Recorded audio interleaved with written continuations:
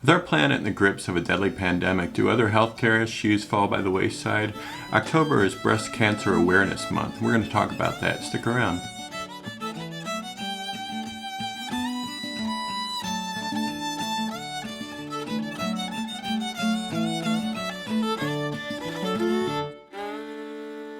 Welcome to Charlie's Open Mic. My name is Charlie Mosbrook. On this week's episode, we're going to talk to Rachel Brown. She is a fantastic musician. She has participated in the past in an event called Breastfest. We're going to talk to her about that and the importance of breast cancer awareness. We're also going to talk to her about her own career and her music, which is amazing, and we're going to listen to that right now. This is, well, we're just going to take you to church right now. We can all use a little church, is that what you're saying?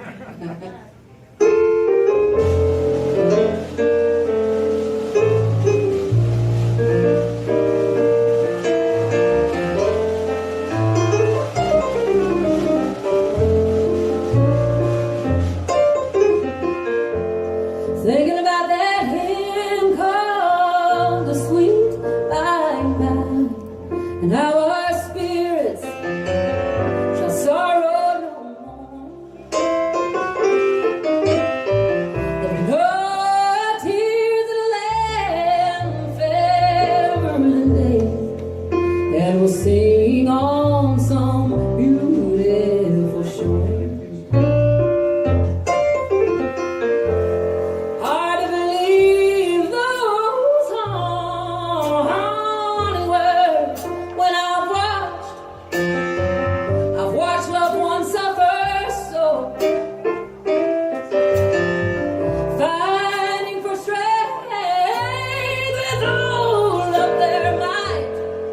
If that song's true, why the hell didn't God let them know?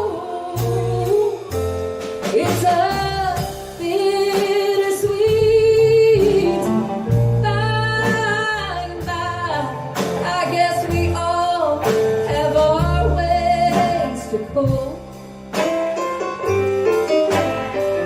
Some tell stories and some will pray. Some have a shred of hope. Can't say I'm a believer, but maybe it make it easier when it's my time to go. So maybe I'll cry, or maybe I'll just get high in my bittersweet by and by.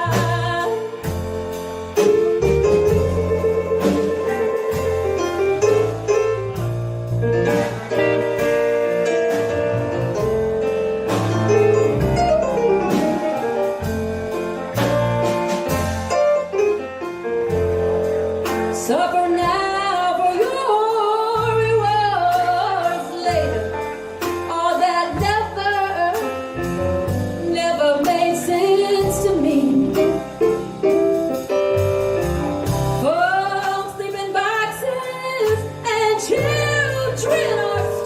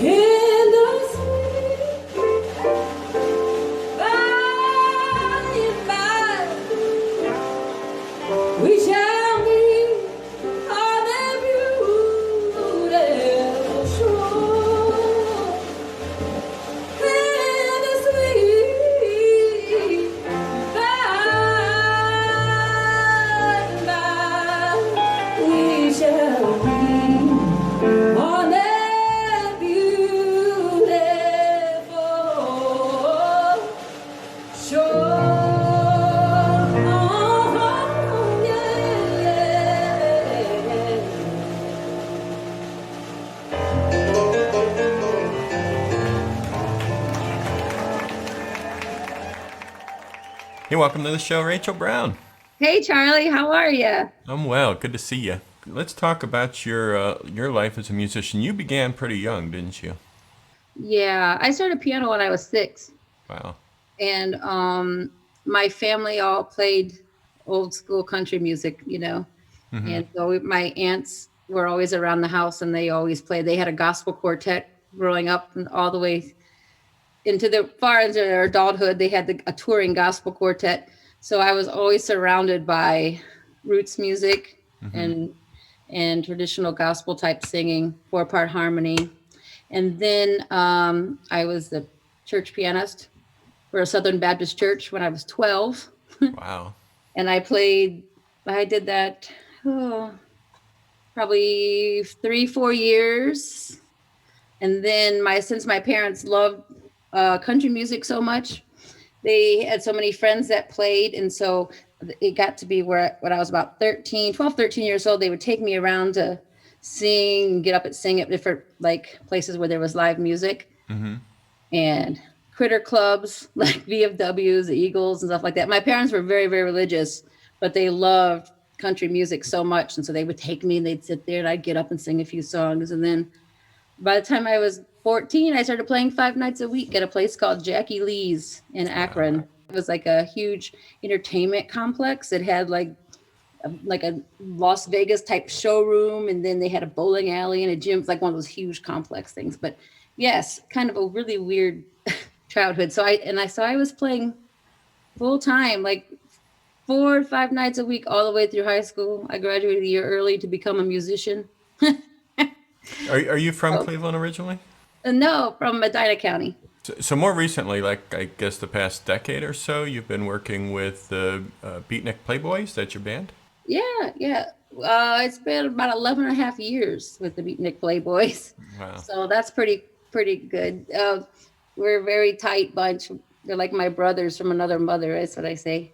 And we started out, I had quit playing for a while, actually. I had gotten so burnt out from playing in cover bands and just the lifestyle and the hours. And I just decided I was just going to quit. So I quit for, I think, it wasn't quite 2 years. And I had known Bill from the early 90s from a band that I was Bill playing in. Watson. Yeah. Yeah. And we had reconnected and then started to play a little bit. And um, so we ended up adding Roy and a guitar player. And it was like, well, we'll just play the songs we want to play. So we were playing some little coffee houses and stuff Mm-hmm. like that. And then it just kept going.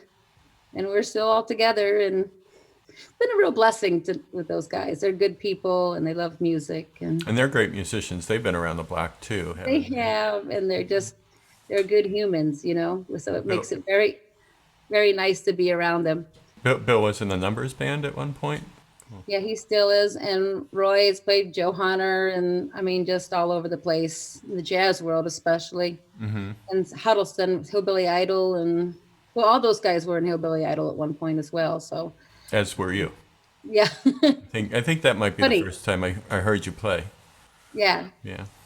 That was right when I was just starting to get back into playing. You recently married a very good songwriter, Mark Freeman. Um, I did, yeah.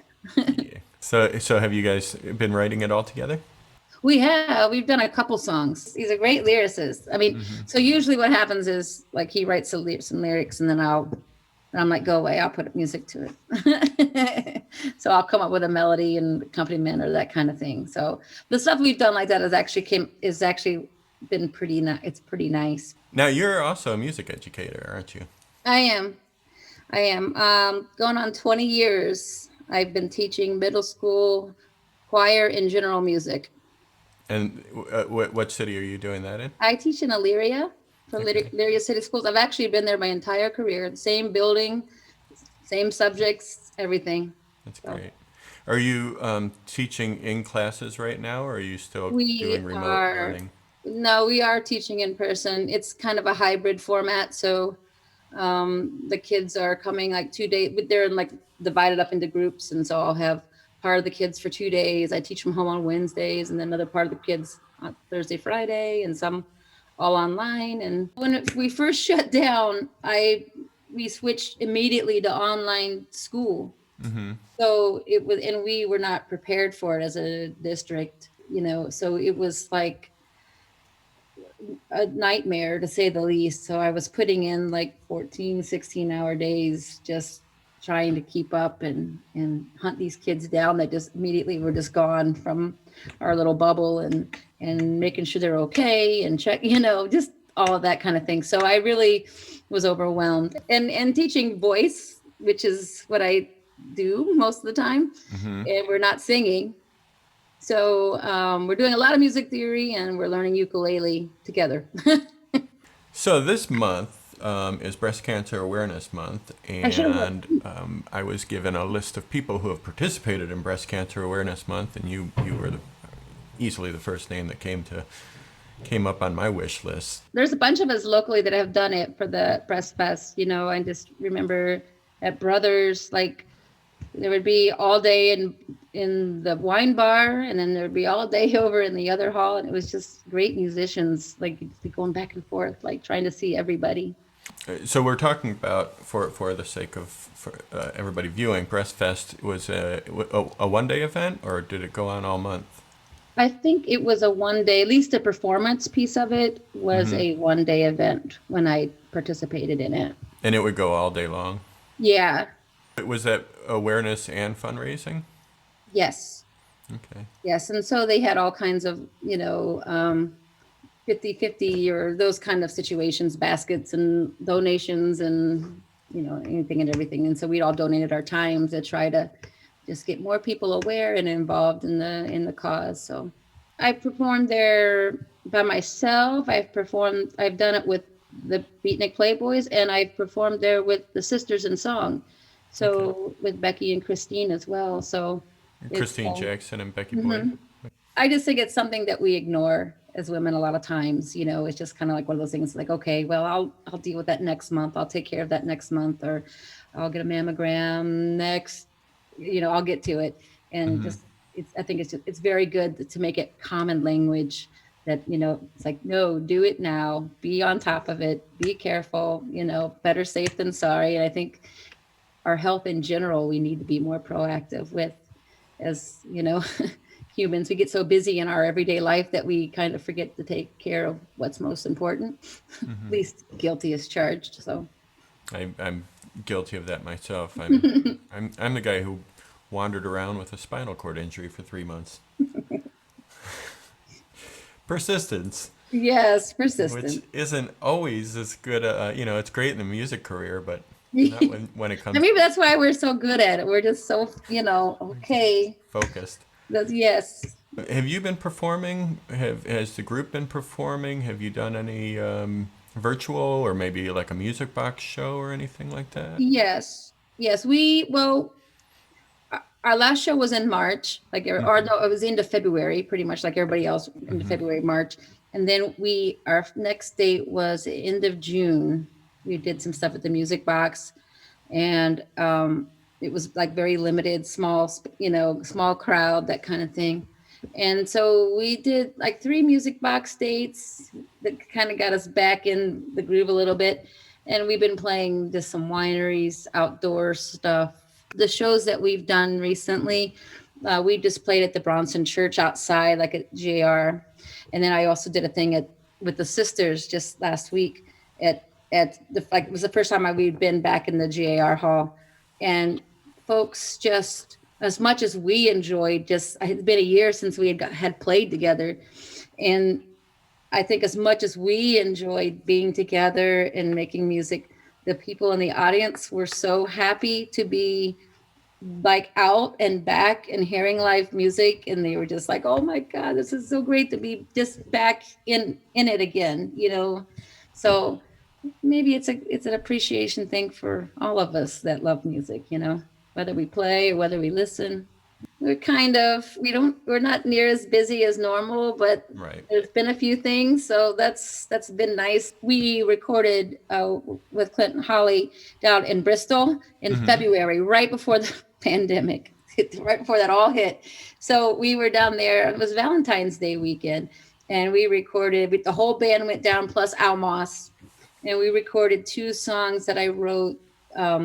they were new ones, and they are very old traditional style. I wanted them to sound like, they were recorded maybe in the early 60s on a country music label, that real traditional. So we still haven't quite finished, the mastering and all that stuff with them. And then it was like, when everything kind of shut down, I was like, well, what do we do with this now? We're not playing anywhere to sell our record. So I was going to get like a 45 printed of it, and do that whole thing, because it was like this very retro sounding honky tonk couple songs. And then it's like, well, so it's still on hold. I tell you that what's been really good about playing again after not playing is you appreciate it so much more. We were playing so much in between working full time and playing so much, and then just being like just busy with life. It became like a job. It was just like another job, just something else I had to do, another obligation. And then when it was totally gone for so many months, then playing again became like, wow, I remember why I do this now. I genuinely love this. And it was just the pure pleasure of playing again was just euphoric.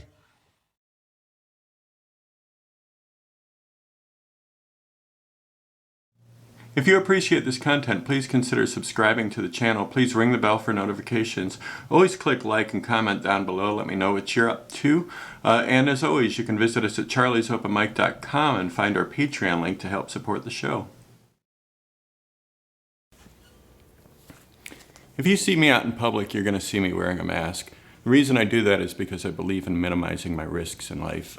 I don't want to get sick. I don't want to have this disease, and I don't want to pass it on to others. It's important to me to minimize my risks, and I know that cures aren't quite as simple as some people would have you believe. A few months ago, we had Tracy Marie on the program. She talked about an event she does called Breastfest. More recently, she asked me if I would devote the show to Breastfest during Breast Cancer Awareness Month, which is October. And I said, yes, I think it's very important. And I think it's important because I really believe that it's important for us all to minimize our risks. Cures aren't that easy. They're working on a cure. That needs a lot more support. That needs more money. And prevention's very, very important. Screenings, early detection. This is how we prevent bigger problems from happening. I had a spinal cord injury. The onset was really slow. I could have changed the trajectory of my situation. I was a little late in dealing with it. And with that in mind, I want to just encourage everybody, self-examination, go get screenings done. And guys, we're not immune. This applies to us too. So thanks for indulging us this month, and thanks for being a part of Breastfest 2020 in Cleveland here. I'm going to finish up the show with the song. Rachel Brown, before her song, she said we're going to church. So I thought, let's go to church. This is a song called The Peanutbutter Cookie.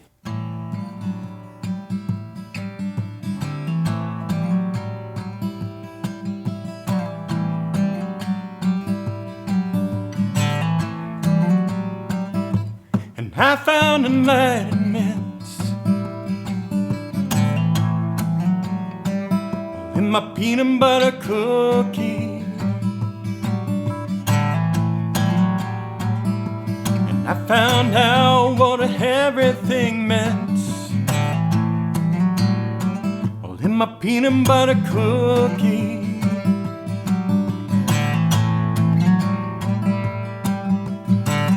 But if I told you what I knew, you'd worship me and the cookie too. You build a big church and then you'd build a big wall. You build a big army to spread it to all. And then you damn all other cookies straight to hell. 'Cause only chocolate chip the devil would sell. If I told you what I found out, well, late last night as I took a bite from mine, and I found enlightenment in my peanut butter cookie. And I found out what everything meant, well, in my peanut butter cookie. No, holy, holy, holy, holy, my peanut butter cookie. And I sing howdy, howdy, howdy, my peanut butter cookie. And I sing home, my peanut butter cookie. And holy, holy, holy, my peanut butter cookie.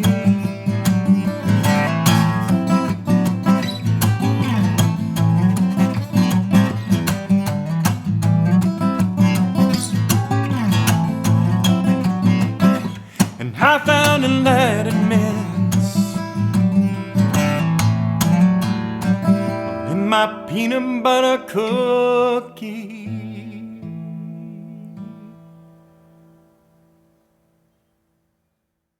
Thanks for watching Charlie's Open Mic this week, and thank you to Rachel Brown for sitting down and talking to me and sharing a little music.